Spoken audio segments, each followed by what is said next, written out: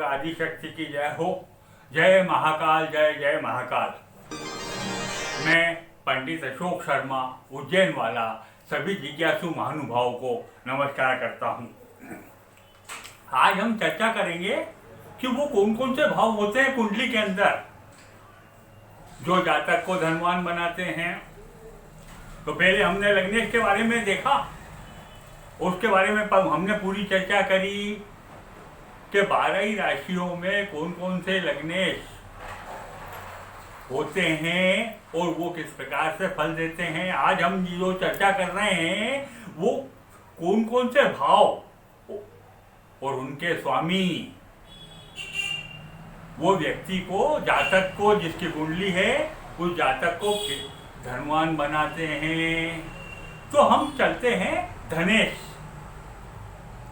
तो धनेश से मतलब कुंडली का दूसरा भाव, उसको धनेश कहते हैं। आप मेरा वीडियो देख रहे हो, आप मेरा चैनल देख रहे हो, आपको मेरा वीडियो अच्छा लग रहा है तो आप मेरे चैनल को सब्सक्राइब कीजिए और ज़्यादा से ज़्यादा लोग इसका फायदा ले सकें, अपने मित्रों को शेयर करिए। तो जो कुंडली का दूसरा भाव है उसको धनेश कहते हैं। ये कुटुंब का भी भाव होता है। कुटुंब में बढ़ोतरी करना, धन में बढ़ोतरी करना, ये धनेश का काम होता है। इसलिए धनेश को विशेष तौर पे इस मामले में विचारणीय रहता है। तो धनेश जो है वो दूसरा भाव। अब पंचम भाव, पंचम भाव संतान का स्वामी, तो वो संतान की में बढ़ोतरी कराएगा और धन में बढ़ोतरी करवाएगा और बुद्धि में बढ़ोतरी करवाएगा। तो पंचमेश। तो धनेश का जो अपन ने दूसरा भाव है, इस भाव के अंदर यदि ग्रह स्वयं की राशि में बैठा हो बहुत अच्छी बात है, उच्च में बैठा हो बहुत अच्छी बात है, और यदि वो ग्रह पंचम से संबंध करता हो, पंचमेश से संबंध करता हो, तो धन में बढ़ोतरी पक्के में होगी। यानी कि ऐसा भी हो सकता है कि धनेश पंचम में बैठा हुआ हो, वो पंचमेश धनेश में बैठा हुआ हो, तो भी ये धनवान बनने के योग होते हैं। तो धनेश को हमने देखा। अब धनेश यदि धनेश में धन में नहीं है, पंचमेश भी नहीं है, तो वो कोई दूसरी जगह, अच्छी जगह, शुभ जगह बैठा हुआ है और शुभ ग्रह यदि उसको देखते होए तो भी धनवान बनने के योग उस जातक की कुंडली में होते हैं।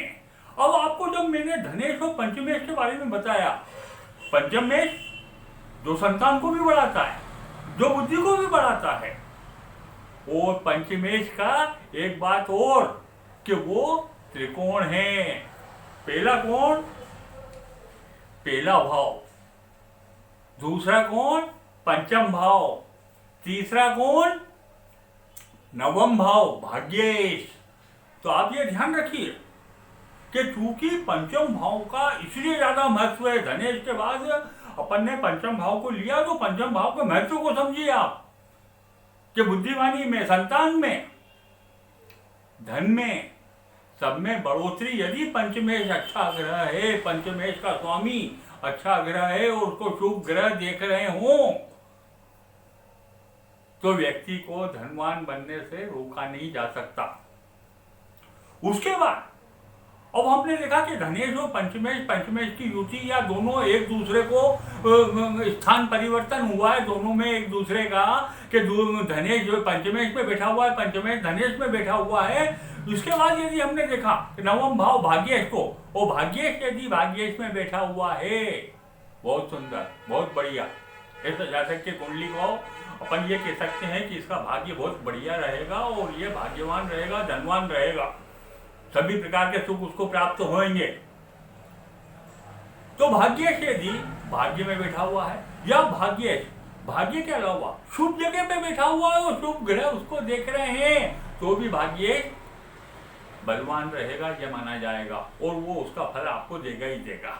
अब भाग्येश के बाद में अपन ऊपर चढ़े तो 10 नंबर दशमेश, कर्मेश भी बोलते हैं इसको, राजेश भी बोलते हैं इसको।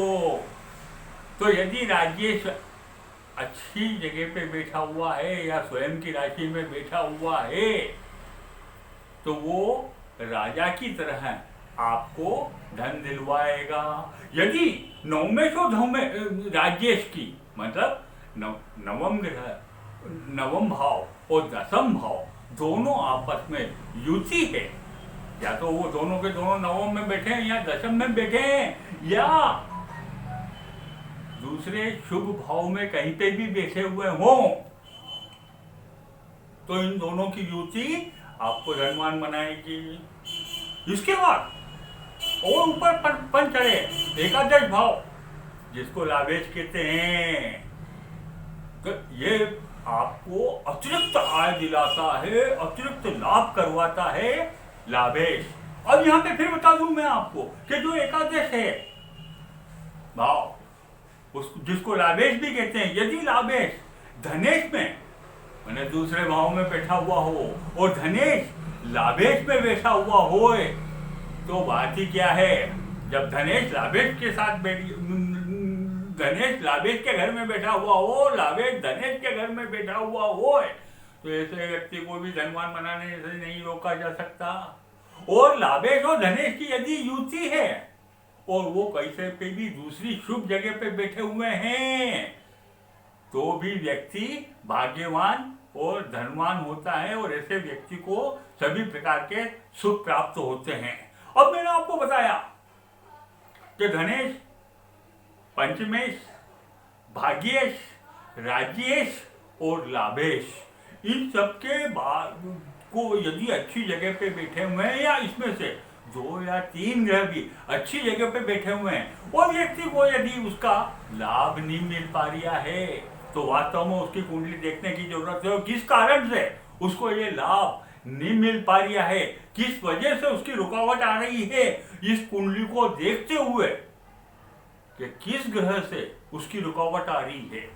आपने देखा होगा कि साहब मुकदमा चल रहा है, मुकदमा चल रहा है, मुकदमा चल रहा है,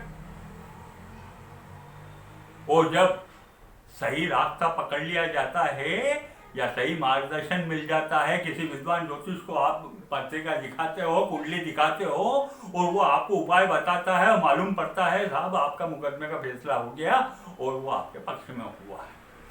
कोई सरकारी काम आपका रुका हुआ है, तो आप चक्कर पे चक्कर लगा रहे हो, हैरान है, परेशान हो, ग्रह भी आपके अच्छे बैठे हुए हैं, किस ग्रह से रुकावट हुई है। विद्वान ज्योतिष यही देखते कि आपके कुंडली को देख के वो विद्वान ज्योतिष आपको बताता है कि इस ग्रह की आराधना करने से आपको तात्कालिक लाभ जरूर मिलेगा और उस लाभ से आपका जो रुका हुआ काम है वो हो जाएगा। यज्ञ, हवन, जप, पूजन, दान, वो विद्वान ज्योतिष उस समस्या के अनुसार आपको बताता है और उसको करने से आपके काम हो जाते हैं। आज इतना ही, फिर मिलेंगे।